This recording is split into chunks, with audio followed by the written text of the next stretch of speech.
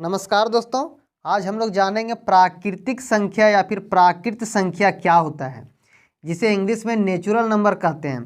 तो आइए हम लोग जानते हैं गिनती की संख्या अगर उस पर जीरो हटा दिया जाए तो उसे प्राकृत संख्या या फिर प्राकृतिक संख्या कहते हैं। जैसे कहने का मतलब है जो प्राकृत संख्या हो है वो 1 से शुरू होता है, 1 2 3 कहाँ तक, अनंत तक, इन्फिनाइट तक, उसे हम लोग प्राकृतिक या फिर प्राकृत संख्या कहते हैं। अगर कहें कि सबसे छोटा प्राकृत या फिर प्राकृतिक संख्या कौन है, तो सबसे छोटा प्राकृतिक या फिर प्राकृत संख्या जो है वो 1 होता है। तो यही है प्राकृत संख्या और प्राकृतिक संख्या। नमस्कार दोस्तों, आज पढ़ेंगे पूर्ण संख्याएं, जिसे इंग्लिश में कहते हैं होल नंबर्स।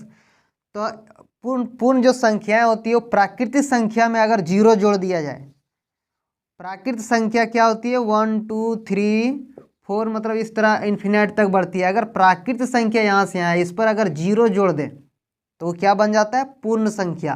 कहने का मतलब है सबसे छोटा जो पूर्ण संख्या वो क्या है, सबसे छोटा पूर्ण संख्या जीरो है। आइए जानते हैं पूर्णांक संख्याएं के विषय में। पूर्णांक संख्या क्या होती है, तो पूर्णांक संख्याएं में क्या होता है, पूर्ण संख्या जितना पूर्ण संख्या है वो भी शामिल हो जाता है और इस पर माइनस की संख्या भी शामिल हो जाती है। जैसे -1 -2, ये भी अनंत तक माइनस की संख्याएं, मतलब ऋणात्मक संख्या और धनात्मक संख्याएं जीरो के साथ मिलकर क्या बनाती है, तो पूर्णांक संख्याएं बनाती है। फिर से एक बार देखते हैं, धनात्मक संख्याएं और ऋणात्मक संख्याएं के साथ अगर जीरो मिल जाए तो ये तीनों मिलके क्या बनाता है, पूर्णांक संख्या बनाता है। नमस्कार दोस्तों, आज पढ़ेंगे परिमेय और अनुपातिक संख्याएं क्या है, जिसे इंग्लिश में कहते हैं रेशनल नंबर। तो परिमेय संख्या उसे कहते हैं जो p/q के रूप में लिखा जा सके, जहां q is not equal to zero, मतलब q जो है q का मान जीरो के बराबर नहीं हो। या फिर कह सकते हैं कि वैसी मतलब रूट में भी संख्या अगर हो लेकिन जिसका वर्गमूल निकलता हो उसे भी क्या कहेंगे, परिमेय संख्या कहेंगे।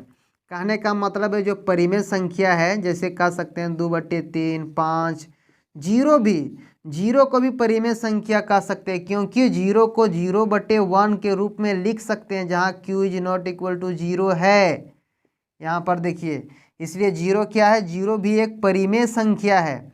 और ये आप जैसे कह सकते हैं √9, ये भी परिमेय संख्या है क्योंकि इसका वर्गमूल हटता है, इसका मान 3 है, इसलिए परिमेय संख्या क्या होगा, हम इसे भी कह सकते हैं, इसे भी कह सकते हैं और जीरो को भी कह सकते हैं और रूट वाली संख्या को भी कह सकते हैं, लेकिन उस रूट को कहेंगे जिसका मान निकलता हो। कहने का मतलब है 16 का मान 4 है, अगर इस तरह जिसका निकल गया मान उसे हम लोग क्या कहेंगे, परिमेय संख्या कहेंगे।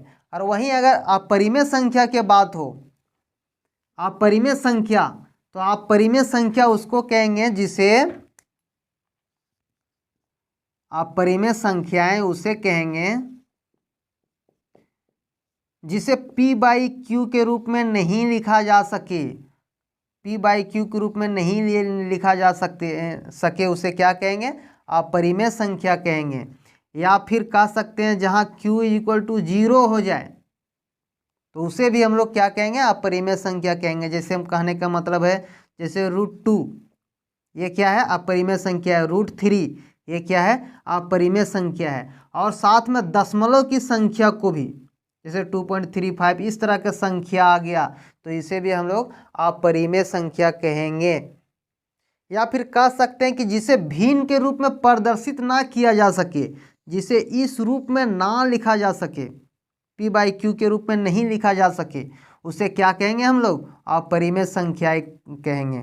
जैसे पाई भी क्या है, पाई भी एक अपरिमेय संख्या है। इस तरह का जो रहेगा उसे क्या कहेंगे, अपरिमेय संख्या, मतलब जिसका रूट का मान ना निकले और जिसे p/भिन्न के रूप में नहीं लिखा जा सके उसे हम लोग क्या कहेंगे, अपरिमेय संख्या कहेंगे। जैसे हो गया √7 √5, ये सब क्या है, अपरिमेय संख्या है। लेकिन वहीं अगर √4 का बात करें तो ये क्या है, इसका मान निकल जाता है, तो ये क्या है, परिमेय संख्या, लेकिन ये सब अपरिमेय संख्या है।